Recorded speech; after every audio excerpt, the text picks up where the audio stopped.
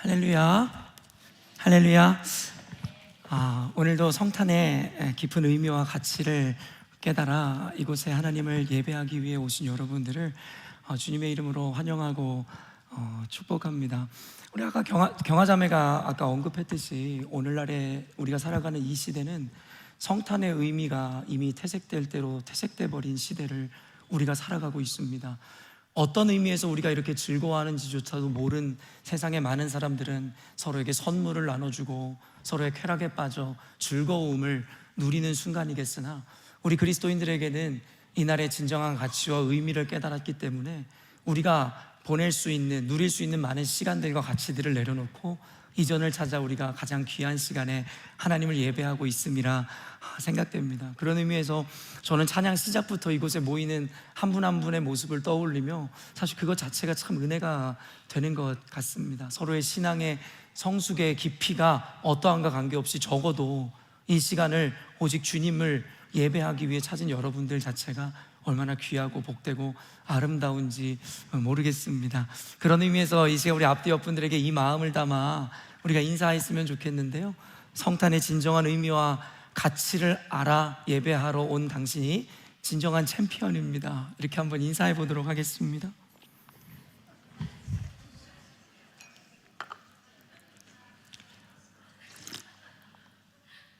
우리 성도들이 많이 성숙했과 성장했음을 느끼는 게 이제는 인사를 끝까지 해보려고 노력하잖아요. 옛날에는 인사를 좀 길게 부탁드리면 그냥 뭐 방언 몇 마디 하다 끝내는 것처럼 이렇게 인사하더니 이제는 그래도 끝까지 암기해서 인사해 보려고 하는 노력이 참 아름답고 귀하다는 생각을 해보게 됩니다. 요 근래 몇 년 동안 이 맞이한 성탄 중에 오늘 제가 제일 정상적으로 이 옷을 입고 나온 기분이 들어요. 그 이유가 무엇이냐면 그동안에 제 트레이드 마크라고 할 수 있었던 이 초고추장에 찍힌 브로콜리 컨셉을 우리 아들에게 이제 넘겨주었기 때문입니다. 오늘 아침에 이렇게 옷을 이렇게 준비하는데 하율이가 이런저런 옷이 필요하다 그래서 아빠 녹색 옷 좀 빌려줘 해서 제 옷도 빌려주고, 또 그렇게 의상 컨셉을 하고 나가는데 제 또 빨간 신발, 1년에 한 번 신는 그 빨간 신발이 생각나서 하율이한테 아빠 거 빌려줄게. 근데 그러면서도 새삼 느끼는 게 이렇게 세월이 빠르구나. 이제는 제 아들이랑 제가 같이 옷을 공유하고 심지어는 신발까지 같이 신을 수 있는 때가 왔다는 게 새삼 새로운 감동으로 느껴지는 오늘 아침이었습니다. 그러면서 우리 열린문 교회도 이 시간의 흐름에 따라 우리도 이와 같이 성장하였는가, 또 이렇게 더욱더 주님 앞에 더 깊어졌는가에 대해서 잠시 묵상해보고 생각하는 시간이었습니다. 여러분 어떠십니까? 여러분도 한 해 한 해 갈수록 나이를 먹고 성장하고 성숙을 이루고 있을 것인데, 매년 맞이하는 이 성탄의 의미와 가치가 여러분에게 더 깊어지고 더 사모하게 되었는지 궁금합니다. 아마도 우리 열린문교회 성도들이라면 그 의미와 가치를 아는 분들이기 때문에 더욱더 깊어진 마음으로 오늘도 주님 앞에 나아가고 있으리라 생각합니다. 교회력에는요, 여러분 잘 모르고 생소하겠으나 대림절이라는 절기가 있습니다. 대림절, 여러분 어드벤트라는 단어를 사용하는데요, 대림절이라는 것은 한자어의 조합인데 기다릴 대자에 임할 임자 그리고 절기 절자에 합성되어진 단어가 바로 대림절이라는 이 표현입니다. 말 그대로 예수님의 오심을 대망하고 기다린다라는 의미를 갖고 있는 것이 이 대림절이라는 이 절기의 의미입니다. 전통적으로 여러분 예수님의 오심을 우리는 총 3가지 관점으로 기대하게 되는데요, 첫 번째가 무엇이겠습니까? 바로 오늘 우리가 그러하듯이 베들레헴의 육체의 옷을 입고 육신으로 오시는 그 탄생하신 그 아기 예수님을 기다린다의 의미를 우리는 생각합니다. 그리고 둘째로는 신자들, 성도들의 마음속에 그리스도를 영접함을 의미합니다. 그리고 마지막 3번째가 무엇이냐면 바로 종말론적인 재림을 의미합니다. 그렇기 때문에 우리 그리스도인들에게 있어서 대림이란, 그리고 우리가 기다림이란 무엇이냐면 바로 아기 예수님의 탄생, 그리고 그 예수님을 내 마음에 모심, 그리고 장차 오실 그리스도의 재림을 기다림, 그 의미를 우리는 이와 같은 대망사상 기다림이라고 의미하는 것입니다. 대림절은 보통 성탄일인 오늘을 기점으로 약 4주 동안의 기간을 지키는데요, 그 기간 동안에 우리는 예수님께서 이 땅에 오심의 의미를 이 묵상함과 더불어 그를 맞이하기 위해 분주하게 우리의 마음을 준비하는 시간입니다. 그래서 우리가 약 한 달간의 이 기간을 정함은 단순히 늘 우리와 함께 하시는 예수님, 너무나도 흔하고 당연하게 여겨졌던 예수님이 아니라 그 의미와 가치를 상기하며 이 땅의 구원자로 오실 예수님을 맞이할 준비를 하는 그 시간, 그리고 고대하고 갈망하는 시간을 우리는 대림절이라고 하는 것이죠. 저는 이 대림절 기간을 보내면서 주님을 고대하고 갈망함에 있어서, 이 대림절 기간에 있어서 가장 중요한 마음가짐은 무엇일까를 생각해 보았거든요. 그러면서 올해의 이 대림절 기간 동안에 제 마음 가운데 느껴졌었던, 생각되어졌던 마음가짐은 무엇이냐면 바로 결핍과 부재를 깨닫고 인정하는 것이다 라는 생각이 들었어요. 결핍과 부재를 인정하는 것, 여러분이 어떤 의미인지 쉽게 와닿지 않을 수 있을 것 같은데요, 쉽게 풀어 설명해 드리면 우리 인생 가운데 내 삶에 예수님의 부재를 인정하라는 겁니다. 예수님의 결핍을 인정하라는 것입니다. 물론 아까도 이야기했지만 예수님은 임마누엘의 하나님이시기 때문에 늘 우리와 함께 계십니다. 그러나 또 다른 의미에서, 영적인 의미에서 이 개념과 의미를 한번 고찰해보고 생각해보자 라는 것입니다. 과연 예수님께서 늘 우리와 함께 하신다라고 믿는 그 예수님께서 삶의 순간순간마다, 삶의 고비고비마다 과연 내 삶 가운데 가장 가까이 계셨냐라는 것이죠. 지난 한 해를 여러분 돌아보며 과연 그 예수님이 여러분의 모든 순간 가운데 함께 하셨냐라는 거예요. 말로는 주님께서 임마누엘의 하나님이시기 때문에 우리와 늘 함께 하신다라고 고백하지만 정작 가장 중요한 그 순간에 예수님이 저와 여러분과 함께 하셨냐라고 여러분에게 묻고 있다라는 것입니다. 결핍과 부재를 인정하고 고백하는 것은 결코 부정적인 의미만을 갖는 것이 아니에요. 내 삶에 예수님이 결핍됐다고, 내 삶에 예수님이 부재하신다고 다소 부정적이게 느껴질 수 있는 이 고백이 아까도 이야기한 바와 같이 단순히 부정적인 의미만을 갖고 있는 것은 아닙니다. 왜냐하면 진정한 갈망을 이루기 위해서는 이 결핍과 부재의 크기가 클수록 더욱 간절해지기 때문입니다. 예를 들면요, 여러분, 우리가 가장 물이 절실하게 느껴지는 순간이 언제일까요? 운동을 하거나 아니면 오랜 어떤 고행 내지는 어떤 수련을 하고 나서 가장 여러분 탈수 증상이 있을 때에 그 물의 이 결핍으로 말미암아, 수분의 결핍으로 인해서 물이 가장 갈망되는 겁니다. 사막을 여행하는 자들이 오아시스를 발견했을 때의 그 기쁨, 여러분 평소로 우리가 살아갈 때 물이 그렇게 먹고 싶은 사람이 몇이나 됩니까? 물을 그처럼 간절히 시냇물, 이 사슴이 시냇물을 찾아 헤매듯이 그와 같은 간절함으로 물을 소중히 여기는 사람이 어디 있습니까? 바로 수분의 결핍이 물을 갈망하게 하는 것이죠. 그리고 여러분, 돈이 가장 갈망될 때가 언제입니까? 말 그대로 우리가 가장 절실하고 궁핍한 순간에 우리는 돈을 갈망하게 되는 것이겠죠. 그리고 여러분, 마지막으로 언제 부모님의 존재가 가장 소중하게 느껴질까요? 여러분, 언제 부모님의 이 가치가 가장 소중하게 여겨진다라고 생각하십니까? 매일 항상 같이 하는 부모님, 매일 저녁 식사를 같이 하는 부모님, 그 부모님에 대해서 여러분 소중함과 그 가치를 정말 절실히 느끼십니까? 아마도 제가 여러분에게 자신 있게 분명하게 고백해 드릴 수 있는 것은 무엇이냐면, 가장 부모님이 소중하게 여겨질 순간은 언젠가 부모님이 더 이상 이 세상에 계시지 않을 때일 겁니다. 그 부모님의 부재, 그 결핍을 경험할 때에 부모님이 내게 얼마나 소중한 존재였는지를 그때 깨닫게 될 것입니다. 그렇기 때문에 이 결핍이 주는 미학, 이 부재의 미학이라는 것이 무엇입니까? 결코 우리가 선호하거나 좋아하는 의미의 표현들은 아니지만 결국엔 이것으로 인해서 역설적으로 우리에게는 바로 하나님을 갈망하고 예수 그리스도를 고대하는 그 마음이 더 깊어진다라는 겁니다. 그런 의미에서 오늘 지난 날의 삶에, 지난 한 해 동안의 삶에 예수님의 부재, 결핍을 경험했을 여러분들을 정죄하고자, 비난하고자 이와 같은 메시지를 전하는 것이 아니라 여러분 그 사실을 깨닫고 인정하시라는 거예요. 예수님, 주님을 기억하려 했지만 지난 한 해 동안의 삶을 돌아보니 내 삶에 예수님이 부재할 때가 너무 많았습니다. 가장 기쁜 순간에 주님은 내 삶에 계시지 않았고, 가장 어려운 순간에 저는 절망에 빠져 주님을 기억하지 못했습니다. 여러분, 정죄하라는 것이 아니라 이와 같은 우리의 실존을, 모습을 인정하라는 거예요. 부정하지 말라는 거예요. 그런 다음에 여러분, 우리의 이 마음은 어디를 향해 하겠습니까? 그래서 주님이 더욱 필요합니다. 그래서 주님이 더욱 갈망이 됩니다. 그래서 주님, 오늘 이 성탄을 맞이한 오늘 그 주님께서 내게 찾아와 주십시오.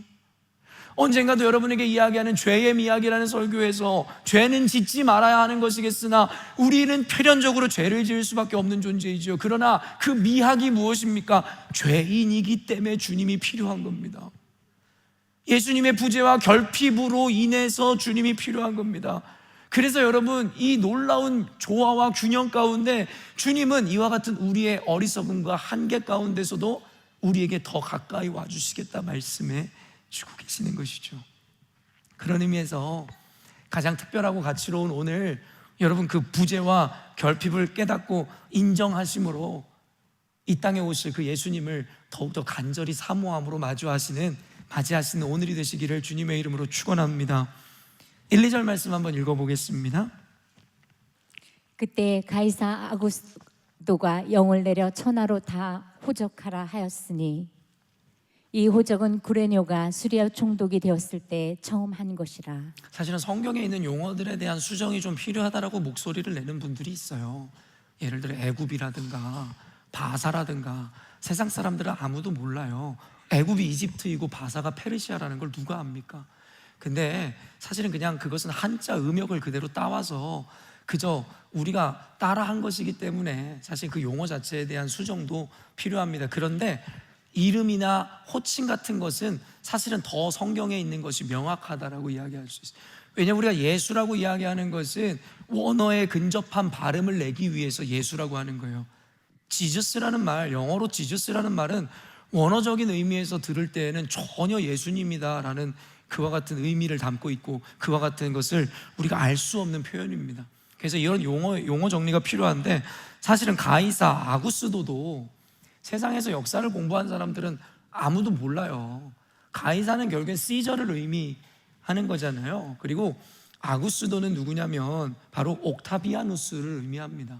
그리고 옥타비아누스는 역사적으로 이후에 어떤 이름으로 불려지게 돼요? 아우구스투스라고 불려지게 돼요. 그래서 사실은 성경적으로 우리가 좀 더 보다 명확하게 이해하려면 이와 같은 일반적인 이름을, 명칭을 사용하는 것이 옳겠으나 결국에 여러분들에게 그래서 성경 공부를 하는 것이지 않겠습니까? 그런 의미에서 역사적 인물이었던 로마, 말 그대로 팍스 로마나를 최초에 이루었던 이 아우구스투스, 바로 옥타비아누스를 의미하는데요. 이제는 로마는 그 전에 삼두 정치가 있었고 막 복잡한 로마의 역사가 있잖아요. 말 그대로 옥타비아누스에 의해서 이제는 로마가 통합되어지고 안정화를 이루게 되었습니다. 그러다 보니까 여러분, 안정화를 이룬 국가에서 중요하게 생각해야 되는 정책이 뭐겠어요? 바로 세금 정책입니다. 그 나라의 안보와 그리고 그 경제를 유지하기 위해서는 세금이라는 것은 굉장히 중요하고 특별한 것이었겠죠. 그래서 이 가이사 아구스도가 명을 내렸다라는 거예요. 여기서 영이라는 것은 그 명이라고 이야기할 수 있는데요, 엄중한 명령을 내렸다라는 거죠. 뭐라고 이야기하는 거예요? 호적하라는 것이죠. 이름을 여러분 레지스터하라는 거예요. 등록하라는 거예요. 한국에서 우리가 주민등록하듯이 너희들의 호적을 등록하라고 명령을 내렸다라는 거예요. 이 이유는 뭐냐면 효율적인 세금 징수를 목적으로 인구조사를 하기 위했다라는 것이죠. 그래서 이 기록부에는 이름과 직업과 재산, 친인척 관계들을 기록하게 되었는데요, 역사적으로 보면 사실은 로마의 법에 따르면 각자가 고향을 찾아갈 필요가 없었어요, 이 호적을 하기 위해서. 근데 유대 전통에는 여러 의미에서 각 고향을 찾아 호적을 등록하는 문화가 있었거든요. 그래서 학자들마다 왜 그들이 로마법을 따르지 않고 유대법을 따라 각 고향으로 가는 불편함을 감수했는지는 모르겠지만, 그것은 자신들의 독립성과 우월성을 강조하기 위한 유대 민족들의 하나의 자신들의 어떤 자부심이었다라고 이야기하기도 하고요. 로마에서도 굳이 그것을 반대할 필요가 없었죠. 그것을 반대함으로 말미암아 저들의 마음을 불편하게 할 필요가 없고 자신들의 호적을 등록시켜 세금만 잘 거두면 되니까 말입니다. 어쨌든 그들을 존중함으로 유대법에 따라 각 고향으로 가서 호적을 하게 되었던 거예요. 3절 말씀 읽어볼까요? 모든 사람이 호적하러 각각 고향으로 돌아가매. 이와 같은 여러분 배경 아래서 그들이 말 그대로 호적을 하기 위해서 베들레헴을 향해 가고 있었다. 우리가 한번 머릿속에 이 역사를 그려보자고요. 4절 6절 한번 읽어보도록 하겠습니다. 요셉도 다윗의 집 족속이므로 갈릴리 나사렛 동네에서 유대를 향하여 베들레헴이라 하는 다윗의 동네로 그 약혼한 마리아와 함께 호적하러 올라가니 마리아가 이미 잉태하였더라. 거기 있을 때에 해산할 날이 찼었다라는 것이죠. 여러분, 이거 역시도 학자들마다 분분한 의견의 이 견해의 차이가 있습니다. 해산이 임박한 마리아를 왜 굳이 그 먼 거리에 동참시켰는지에 대해서 학자들이 궁금해하는 거예요. 당시에 호적법에 의하면 굳이 모든 가족이 호적을 하러 고향에 갈 필요가 없고 집안의 가장이 홀로 대표로 가서 호적을 등록하면 됐었거든요. 그런데 그저 단순히 고향에 여행하러 가자의 개념이 아니라 만삭으로 이제 해산을 할 날이 얼마 안 남았다라는 걸 그들도 알고 있었을 거거든요. 근데 수백 킬로가 넘는 그 거리를 굳이 여행에 동참시켰던 이유를 사실 학자들도 잘 알지 못해요. 그래서 다양한 견해들이 있지만 모두 정확하지 않아요. 그래서 왜 그랬는지 오늘 여러분에게 이야기하는 거는 시간 관계상 별 의미가 없을 것 같고요. 어찌 되었든지 간에 확실한 것은 그 행렬에 만삭의 마리아가 동참했었다라는 것이죠. 그러면서 마지막 그 7절 9절에 이런 표현이 있습니다. 7절 읽어볼게요. 첫 아들을 낳아 강보로 싸서 구유에 누였으니 이는 여관에 있을 곳이 없음이러라. 고작 한 구절로 이렇게 표현되어 있지만 이 한 구절의 다양한 해석과 더불어서 다양한 의미들을 우리 가운데 주었던 것이 바로 7절 말씀입니다. 첫 아들 말 그대로 예수 그리스도를 강보에 싸서 구유에 누이셨으니, 우리 어린 친구들은 구유가 뭔지는 모를 것인데 말밥통을 얘기하는 거예요. 마구간에 들어가면 말이 먹이를 먹잖아요. 바로 말이 먹이를 먹는 그 먹이통을 구유라고 이야기합니다. 그러니까 그 크기가 아기를 눕히기에 안성맞춤이었겠죠. 그러니까 여러분, 그때 당시에 호적을 하러 고향을 찾았던 사람들이 여러분 인산인해를 이뤘을 거예요. 얼마나 많은 사람들이 고향을 찾았겠어요. 그러니까 이제 만삭이 가까운 아내와 편히쉬기 위해 여관의 문을 두드렸는데 여관 주인이 자리가 없다는 거죠.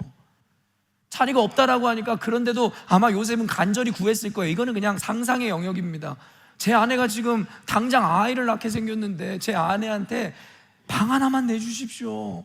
그랬더니 주인이, 아니 저도 내어주고 싶은데 이미 예약이 꽉 찼고 이 방에 사람들이 가득한데 당신에게 내어줄 방이 어디 있습니까? 잠깐의 실갱이가 있었을 수도 있겠죠. 그때 그 주인이 이렇게 이야기하는 거예요. 배려 아닌 배려로, 그러면 당신 우리 여관에 속해 있는 마구간 하나 있는데 거기서라도 오늘 밤을 보내시오 라고 배려 아닌 배려로 그들에게 마구간을 내어줬을지도 모르겠습니다. 그래서 요셉은 그 아내와 그 내어준 마구간에 들어갔고 그곳에서 출산을 하여 눕힐 아기 침대가 없기에 말 먹이통 구유에 누이셨다라는 거예요. 그런데요, 여러분, 이와 같은 현실마저도 하나님의 주권과 섭리 가운데 있음을 우리는 기억해야 합니다. 아까 여러분 서원에 이야기하지 못했지만, 여러분 로마를 평정하고 세금 정책을 폈었던 아우구스투스, 결국 그는 역사의 한 점에서 자신의 정치 방법을 통해서 여러분 통치하였을 거예요. 그러나 하나님은 그것을 이용하시고 사용하시고 그 당연함 가운데 섭리하시더라는 것이죠. 그래서 여러분 세금을 징수하게 하시고 이 과정을 밟게 하셨다라는 거예요. 여러분, 오늘날의 전쟁이 일어나고 경제가 어려워지고 달러와 치솟고, 여러분 세상에는 여러 가지 정치 역학에 의해서, 경제 여러분 원리에 의해서 그와 같은 현상이 일어나게 하겠으나 두려워하지 마세요. 세상은 세상의 주관자들이 통치하는 것이 아니라 하나님께서 통치하셔서 그 세상 주관자들의 여러분 역량을 하나님이 이용하신다라는 거 잊지 마세요. 왜요? 자녀들에게, 교회에게 가장 좋은 것을 주시기 위해서. 여러분 사실은요, 여관 주인이 요셉과 마리아를 거절했어야만 합니다. 여러분 사실적 정황으로 보면 여관에 자리가 없어서 그들에게 배려 아닌 배려로 마구간을 내어준 것 같지만, 하나님의 섭리와 계획 가운데 마리아와 요셉은 여관 주인에게 거절을 당하셨어야만 해요. 그리고 구유에 누이셨어야만 합니다. 왜 그럴까요? 낮고 낮은 땅 위에 가장 천한 옷을 입고 태어나신 예수님, 인카네이션한 주님, 그러나 그 인간 가운데서도 가장 낮은 여러분 자리에서 태어나심으로 남녀 고아를 막론하고 모든 이들의 하나님과 구주가 되기 위해서 우리에게 상징적으로 그와 같은 모습으로 오셔야만 했기 때문입니다. 바로 하나님은 이 거절을 통해서도 역사하셨다라는 것이죠. 그렇기 때문에 여러분이 하는 비즈니스, 삶의 계획이 여러분의 방식과 방법대로 안 되고 거절당했다고 해서 낙심하지 마시라는 거예요. 하나님의 주권과 섭리와 그의 능하심은 단순히 세상의 대세, 옳고 그름 따위에 규정되는 것이 아니라 주님이 옳음을 결정하시고 주님께서 세상의 결과를 여러분 만드시는 분이라는 걸 잊지 마세요. 그렇기 때문에 여러분이 점검해야 되는 것은, 여러분이 읽어야 되는 것은 물론 또 다른 차원이긴 하지만 세상의 흐름을 읽어야 되는 게 아니라 하나님의 흐름을 읽으셔야 되고 하나님의 마음을 읽으셔야 세상이 바로 보이게 됩니다. 그러나 우리는 오늘 말씀을 좀 다른 각도로 살펴봤으면 좋겠다라는 생각이 들었어요. 그 다른 각도에서 묵상할 때 주시는 은혜가 분명히 있을 거다라는 생각이 들었기 때문입니다. 오늘 말씀을 통해서 우리가 한번 상상력을 동원해서 여관주인의 입장을 우리의 삶에 대입해 보자라는 거예요. 우리의 삶이 여관주인의 입장이었다라고 생각해 보자라는 거예요. 예수님께서 이 땅의 구주로 우리를 찾아오셨어요. 그렇죠? 어쩌면 오늘 우리에게 주님께서 이렇게 묻고 계신지 모르겠어요. 그 여관주인에게 물었듯이 빈방이 있습니까? 빈방이 여기에 있습니까? 그러나 오늘 우리는 여관주인이 그러하였듯이 어쩌면 주님에게 이렇게 답하고 있는지도 모르겠어요. 주님, 죄송한데 빈방이 없습니다. 이미 제 안에 있는 방은 다 자리가 찼어요. 주님에게 자리를 내어드릴 것이 없습니다라고 답하고 있는지도 모르겠죠. 여관주인이 방을 내어주지 못했던 이유가 뭐예요? 이미 여관의 모든 객실이 꽉 찼기 때문입니다. 그리고 그나마 인정을 베풀어 마구간을 내어줬는데 우리도 어쩌면 이미 우리 안에 있는 모든 아름다운 가치로운 방들은 다른 것들로 가득 차서 우리를 찾아오신 예수님에게 귀한 방을 내어드릴 수 없고 다만 알량한 신앙 양심에 의해서 마구간을 내어주었듯이 그럼 정 그러시면 주님, 내 마음의 저쪽 구석탱이 한 자리 내어드릴 테니까 거기 오세요 라고 하고 있는지도 모르겠죠. 말로는 예수님이 우리의 전부이고 교회가 우리의 사명이라고 이야기하면서도 결국에는 이원분리적이고 인지부조화가 되어 결국엔 세상에서는 주님은 없고 세상에서는 교회는 안중에도 없고 내 이기와 만족과 오직 가족을 위해서 살아가는 우리의 모습이 뭐가 다르냐라는 거죠. 사실은 오늘 성탄 예배 때 설교를 생각하면서 어떤 설교 제목을 삼을까 하면서 제일 먼저 떠올랐던 제목이 바로 이거였어요. 빈방이 있습니까? 빈방이 있습니까? 여러분, 많은 분들이 이 빈방이 있습니까? 라는 이 제목 표현 알고 계시잖아요. 저도 아주 이 어린 시절에, 학생 시절에 이 빈방이 있습니까? 라는 성극에 참여했었던 기억이 있습니다. 그러면서 설교를 준비하는데 어린 시절에 제가 참여했었던 빈방이 있습니까? 라는 성극이 떠오르는 거예요. 그러면서 기억을 더듬어가고 그리고 검색을 해서 이 연극에 대해서 한번 알아봤어요. 여러분, 이 연극은 미국의 어느 교회 고등부에서 처음 시작했었던 연극이었다고 합니다. 이 연극이 가이드 포스트라는 신앙 잡지에 소개되면서 전 세계에 널리 알려지기 시작했고 우리나라에서는 1980년 제가 태어났던 해인데요, 1980년 한국일보의 한 칼럼에 빌리의 성탄절이라는 제목으로 소개되었다고 합니다.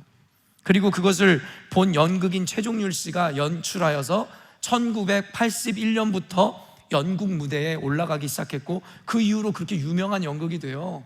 매년 크리스마스 때마다, 성탄 때마다 이렇게 연극이 무대에 올려지기 시작했던 것이죠. 그 내용이 여러분 대략 다음과 같습니다. 여러분 한번 이 어린 시절 그 성극 기억하면서 한번 들어보세요. 이제 이거는 연극의 내용이에요. 그 연극 안에서 성탄절을 준비하는 이들이 등장을 해요. 성탄절을 앞두고 교회의 고등부에서 성탄극을 준비하기로 한 거예요. 그러면서 연출을 맡았던 그 교사가 학생들을 상대로 이제는 배역을 짜기 시작하거든요. 그리고 그 내용이 바로 오늘의 본문이었던 이 호적하러 가는 요셉과 마리아에 대한 이야기였습니다. 그래서 마리아와 요셉을 비롯한 등장인물을 학생 한 명 한 명들에게 맡기기 시작했는데 근데 깜짝 놀랄 일이 일어나게 된 거예요. 그건 뭐냐면 연출을 맡은 이 교사 선생님이 지적 장애가 있었던 친구, 이 덕구라는 친구에게 이 조연급 역할인 여관주인 역을 맡겼다라는 거예요. 근데 뭐 조연이라기보다는 엑스트라 역이었겠죠.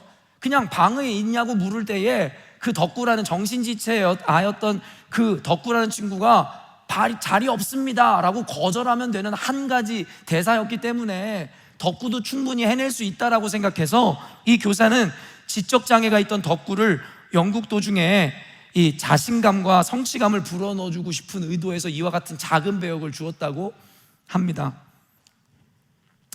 그런데 학생들은 그 뜻을 받아들이지 못하고 불평불만이 있었으나 아마 우리 연극을 다 망칠 거예요. 몇 달간 준비한 연극을 다 망칠 거예요. 그런데 마침내 완강한 선생님의 태도 때문에 그 제의를 받아들이기로 했습니다. 그리고 연습에 돌입했고 누가복음 2장 내용을 각색한 대본으로 모두 열심히 연습했습니다. 그리고 덕구도 잘해 주었습니다. 그리고 드디어 12월 24일 저녁, 보통 2부 때 행사하잖아요. 저희 교회는 25일 날 오늘 행사를 하는데 연극에 막이 오른 거예요. 그래서 여러분 아까 얘기한, 제가 여러분에게 설명한 로마의 황제가 호적을 하라고 했기 때문에 베들레헴을 향해서 요셉과 마리아 역을 맡은 그분들, 그 친구들이 이제 그곳을 향해 가다가 만삭인 마리아가 배가 아프다고 호소하며 여러분 이제 방을 구하게 되는 장면이죠. 이제는 여러분 거의 덕구의 차례가 다 온 거예요. 그래서 요셉, 아빠 역을 맡았던 요셉이 여러분 여관의 문을 두드리죠. 그때 여관 주인인 덕구가 여러분 등장하게 됩니다. 그때 여관 주인을 맡았었던 요셉, 이 아빠 역을 맡았던 요셉이 덕구에게 이렇게 묻습니다. 빈방 있습니까? 여러분 빈방 있습니까? 라고 물으면 덕구는 그냥 한마디 대사만 하면 됐고 연습 때 잘했어요. 뭐냐면 빈방 없습니다 라고 얘기하면서 매몰차게 대답만 하면 됐었거든요. 그런데 문제가 이 대목에서 발생하게 되더라는 것이죠. 그냥 빈방 없습니다 라고 한마디만 하면 될 덕구가 머뭇거리기 시작하더라는 것이죠. 그러면서 그 장애를 갖고 있었던 덕구가 만삭의 아내를 물끄러미 내려보는 거예요. 만삭도 거짓말일 거 아니에요. 학생이 그냥 배에다가 풍선이든 뭔가 집어넣어서 만삭인 연기를 하고 있는 것이겠죠. 그때에 덕구가 그 만삭인 여인을 이렇게 마리아를 바라보면서 순간적으로 덕구는 연극과 현실을 혼동하기 시작했어요. 그러면서 덕구가 이렇게 이야기했습니다. 우리 집에 빈방이 있긴 있는데, 우리 집에 빈방이 있긴 있는데. 갑자기 연극이 엉뚱한 방향으로 흐르기 시작하면서 이를 제대로 잡기 위한 요셉 역할을 했던 학생이 그러니까 빈방이 없단 말이죠 이러면서 스스로가 여러분 그 지금 에러를 수정하기 위해서 황급히 끼어든 거예요. 그런데 덕구가 갑자기 그럼 가만히 있기라도 하면 좋은데 거기에다가 원래 대사에도 없던 말을 하는 거예요. 순간 덕구가 마구간을 향해 가고자 하는 마리아를 붙잡으면서 이렇게 이야기합니다. 큰 소리로 관객들 앞에서 마구간으로 가지 마세요. 우리 집에 빈방이 있어요 라고 말입니다. 이렇게 해서 학생들의 연극은 엉망진창이 되고 말았고 황급히 무대의 조명이 꺼집니다. 그리고 홀로 남은 덕구가 이와 같은 독백을 하며 기도합니다. 하나님, 잘못했습니다. 제가 연극을 망쳐놓았거든요.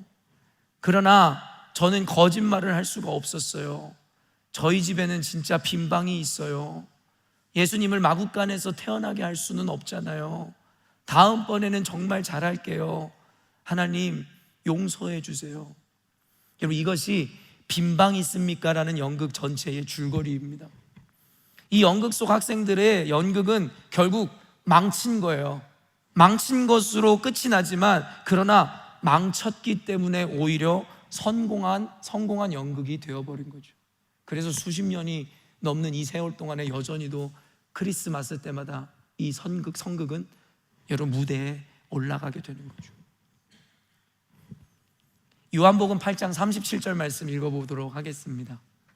나도 너희가 아브라함의 자손인 줄 아노라. 그러나 내 말이 너희 안에 있을 곳이 없으므로 나를 죽이려 하는도다.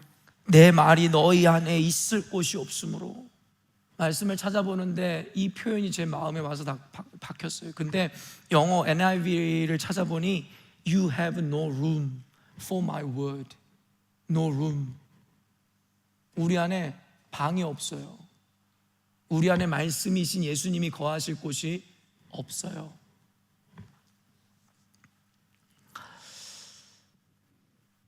이 말은 그들 안에 예수님이 없었다는 겁니다.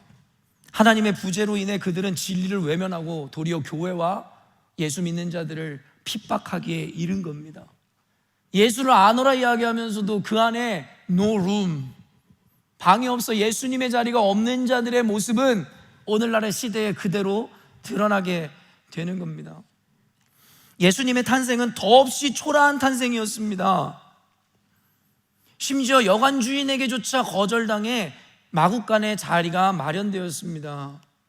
그러나 그분은 그렇게 초라하게 태어났지만 온 세상에 구주가 되어주셨습니다. 과연 태어날 아기가 온 세상의 구원자가 되실 예수님이심을 알았다면 그 여관의 주인이 요셉의 청을 거절했을까요? 정말 그 예수님이 이 땅의 구원자시고 온 세상의 통치자라는 사실을 알았다면 있는 방도 비워서 그에게 자리를 내어주지 않았을까요? 여러분, 어쩌면 그렇게 외면당했던 예수님이 오늘 우리에게 찾아오셔서 이렇게 묻고 있는지 모르겠어요. 지금 이 순간에 단순히 성탄의 즐거움에 빠질 뿐만이 아니라 오늘 그분의 음성에 우리는 귀를 기울여야 됩니다. 모태신앙인이고 오랜 세월 동안 신앙생활을 해온 우리, 그리고 예수를 믿기 때문에 구원은 따는 당상이라고 믿고 있었던 우리, 그런데 오늘 성탄을 맞이해서 그 하나님이신 주님께서 오늘 찾아오셔서 여러분에게, 저에게 묻고 계신지도 모르겠어요. 내가 거할 방이 있겠니? 빈 방이 있니? 여러분, 예전에 아주 오래전에 한 일러스트를 통해 오늘날에 기억되고 기념되지 않는 크리스마스를 풍자하는 것을 보았습니다. 화려한 조명 아래 즐거운 음악이 연주되고 많은 인파가 멋진 파티복을 입고 파티에 참여한 거예요. 그런데요, 정작 그날의 주인공인 예수님은 그 자리에 들어가지도 못하고 경호원들에 의해서 여러분 안절부절하지 못하는 예수님의 모습을 그린 일러스트였어요. 구석에 예수님이 방치되어 있었던 그림.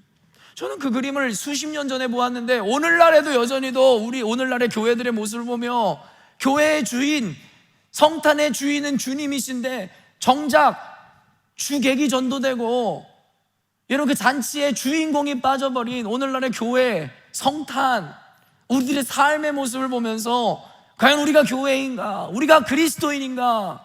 이 시대가 과연 성탄의 의미를 알고 즐거워하는가에 대해서 늘 저에게 묻게 되었습니다.